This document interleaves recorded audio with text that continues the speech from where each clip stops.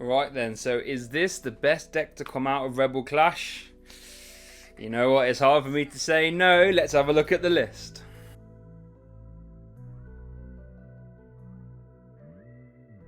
Hi, welcome guys to Slowpoke. Well, 20 decks in 20 days. And here we go, this could potentially be the best deck coming out of Rebel Clash. Tier S deck, tier 1 deck at the very least. We've got ourselves Dragapult Malamar, baby. Okay, let's get involved. So, we start off with a 4-3 Dragapult. The reason why I've settled on that, I wouldn't mind. I mean, a 3-3 seems sensible. Again, we are a super consistent deck, but what we do need to do turn 1 to make sure we can attack turn 2 is we always have to get a Dragapult V down, and we always have to get an energy attached. So that's the reason why I'm playing 4. I just want to take the pressure off, you know what I mean? I don't want to sort of be attacking turn 3 or that nonsense. I do kind of want to be attacking turn 2 with the VMAX as much as possible, really. So yeah, worth noting the V attack is used in this deck. You can use it. It's for 2 energy, 60 plus 80 if this Pokemon started off the turn on the bench and became active. We do play a decent amount of switching cards. We play U-turn boards. So if the VMAX doesn't show up, you can get Assault Jet going. Not too bad at all, really. We play 4-3 on the Malamar. Again, like, I know we don't need the greatest amount of setup in the world to get attacking, but I don't want to get cheeky with it either, you know what I mean? We have got some more energy reliant attackers in the deck outside Dragapult VMAX, so I just kind of want to, you know, I don't want to mess about. I want to make sure we're always attacking turn 2, and the 4-3 line just lets us do that, really. We've got one Gengar Mimikyu.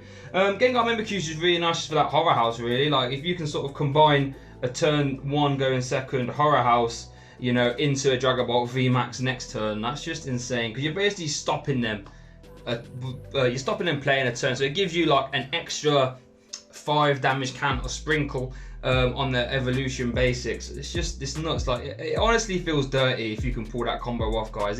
It's not nice. Like, if you could just stop them a turn and then start going in with your normal attack, sometimes just into Poltergeist itself, if you can make them draw up if you're going first. Oh man, it's a dirty little combo, and obviously we've seen it be really good with Malamar Mewtwo, so I don't see why you wouldn't play it in this deck. Poltergeist, if you catch him with a big hand, it's really nice. Now, we got one Dubwool V. Dubwool V is an insane card. It's getting overlooked, guys. One of the best revenge attackers I've seen in a while. Basic HP, basic Pokemon, 210 HP. With an ability, takes 30 less damage from attack, so it's an effective 240. For energy attack, Revenge Blast is 120 plus 30 for each prize card your opponent's taken, okay? So how I tend to try and use my Dubwool is, we start off with a Dragapult VMAX, the opponent knocks them out, they go down to 3 prizes, okay? You then go into your Baby Cephalon, or Espurr, I'll talk about those in a minute. Let them KO them after you've done that, and then they go down to 2 prizes, okay? At that point, Dubwool is doing what? 3, 6, 9, 12, 240. Now, 240 for 4 in this format doesn't sound too crazy, right? It's just overization. But after the Fireworks Bomb and after the sprinkling from Dragapult VMAX, that 240 is a big old chunk, okay? Big time HP slapper. Plus, it's a basic, so it's not the hardest thing to get out in the world. You've got Malamars, you attack for 3, and you've got the soft wall. We do play Big Charm in here as well, giving a Dubwool an effective 270. And if you and because it's no drawback, you can just go bang, 240. Right, next turn, you just close the game out, okay? I think Dubwool is really good in Dragapult decks, provided you've got energy acceleration. So don't sleep on Dubwool, okay? Really, he closes so many games for me with this deck. I mentioned Persephone there. Fireworks Bomb, if they've got 3 prizes left, you can sprinkle 120, well, 12 damage counters really. You said 120 damage, not quite. 12 damage counters.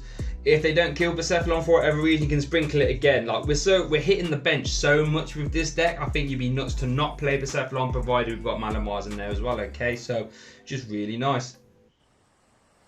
And then Air Kinesis basically doubles damage on a bench Pokemon, alright? Or no, times it by 2. No, so if they've got 10, they go either way. It just hits the bench really hard, okay?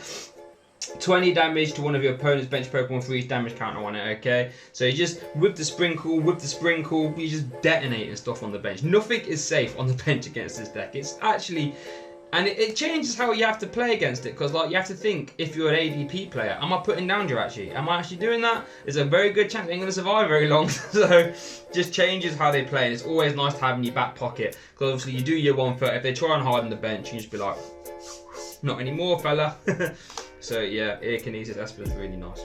And then one of them, they just to help us draw through. We then play 4 Professor's Research, because I don't see why you wouldn't. This card draw 7 is insane. Every time it's been in format, you always play it, and this is no exception. Here's something a little bit different. Now, I'm playing 3 Boss's Orders here, and again, just because we pepper the bench so much, they are going to try and, you know, retreat. They're going to try and mess about. Boss's Order says, no, come on, bring him back over here. Let us take the big prizes. So yeah, just let us be super aggressive as well against stuff like your evolving basic decks as well. I mean, evolving decks. If you can just try and Grinch their only basic down with stuff like Assault Jet, it's not the highest thing in the world to do as well. So yeah, I like the 3 count in here. We then play 3 Mani, just so we can try and be a little bit disruptive as well. As you can see, with this sort of list, I'm trying to build here is a bit of almost like a Dragapult toolbox, if you can think about it. We're trying to be disruptive with Mani, we're trying to be aggressive with the extra Boss's Orders, we're trying to hit the bench a lot between the Persephone Espurr package, and then we're trying to be a super late game comeback with the Dubwool. And I think Dragapult is strong enough of a card to where you can sort of do that. You can have all the options in the deck and sort of progress the game plan as it's moving forward. Mani lets us be a bit more disruptive. And then 2 Viridian Forest, just because Viridian Forest and Malamar is just insane, right? Discard energy to get energy is just insane value. It's like a 2 energy swing at that point when you can just Psychic Recharge and back on. Super good. 4 Mysterious Treasure. I mean, look, it searches everything in the deck outside of Dene and Dubwool. It's insane. One of the reasons why Malamar can stay competitive for so long. It's just because it's almost like having Ultra Ball back, Mysterious Treasure. It's nuts. Speaking of ball search, we've got 4 Quick Ball. Again, because it searches out pretty much everything outside Malamar and the VMAX. So yeah, it's just nice to have, get the in-case down nice and early. And then 2 Communication as well, just so we have a little bit extra search for the VMAX. That's literally what that's there for. But again, provided you've got a card to shuffle in from your hand, it searches out everything. Super good.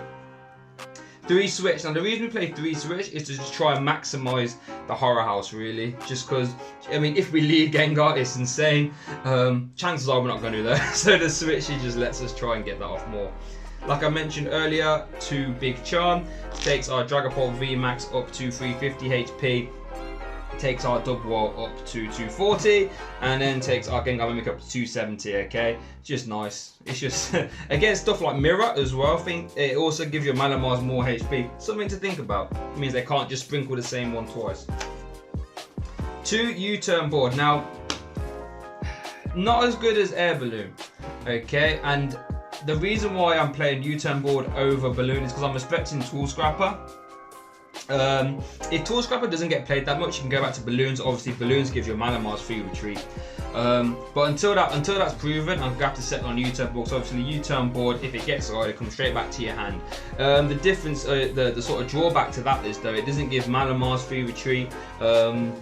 So yeah, you have to sort of worry about keeping a Dragapult baby just so you can retreat, or keep one on the VMAX. So yeah, but you know, at the end of the day, it's still a really nice pivot. Put it on your Dene, put it on Espurr, put it on your Dragapult. You got a free retreat for the whole game. So yeah, you have 1 VMAX with a Big Charm and 1 with a U-turn board. That sounds good to me. 1 Great Catcher. Again, like I said, we're really trying to be aggressive now, so we can Grinch out the Dene nice and early. We can Grinch out ADP if we pinged him, finish him off, you know, with all that good stuff. So Great Catcher is really nice. And then 1 Stamp, like I said, we're trying to 4 corners ourselves here, try and do everything in 1 deck, and Stamp just lets us have that late game option. Like if you can combine Stamp plus Dubwool KO with a Big Charm, what are they going to do? Next time you just go 270 again. It's just, oh, it's, yeah, if you can get that off, again, it just feels dirty. 4 of the Horror Energy. Horror Energy, when it's attached to a Psychic Pokemon, if it takes damage, you put 2 damage counters back on your opponent. I don't see why you wouldn't play a full 4 off here. Everything is Psychic outside Dene and Dubwool. And it just lets your Dragapult VMAX be more of an offensive threat. It softens more stuff up for Dubwool late game as well. And then 6 Basic Energy. Obviously, you can't have the world in a deck, guys. You have to take the hit somewhere. And we've taken the Basic Energy a little bit of a hit here. But, you know, that still gives you an effective 10 energy. That seems fine for me in my test. I rarely sort of miss it. provided Viridian Forest is also an energy out all the time as well. So yeah, super strong deck, guys. In my opinion, this could be, I want to play some more games with it first before I definitively say, but this could be the strongest deck coming out of Rebel Clash, okay? Like I said, being able to just take the list wherever you want. Like if you want to be more disruptive, you can lean more into your stamp count, more into your Marnie count, maybe even start playing stuff like Elena if you really want to. If you want to be more aggressive, play a higher energy, play more Gengar search, play like maybe like a Cherish Ball or something, so you can search it out a little bit easier. You can play second to Dene if you want to be more aggressive. And then if you want to hit the bench more, you might be able to weave in some like a Roxy, Weezing type stuff. But this is a sort of jack of all trades deck. You sort of take it where you want in the game and see how you get on. Super strong starting point, guys. Let me know how you get on, okay? This has been the Slowpoke Royal. Thanks for watching, and I'll see you all next time. Hey guys, thanks for watching that video, much appreciated, really hope you enjoyed it. If you did, please don't hesitate to subscribe. I try and put out as much stuff here as I can, full deck profiles plus games, topic conversational pieces regarding anything in the TCG.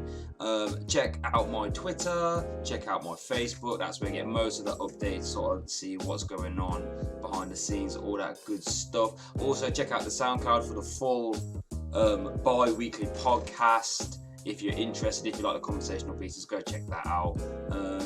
But yeah, thank you so much for watching, and I hope you have a good day.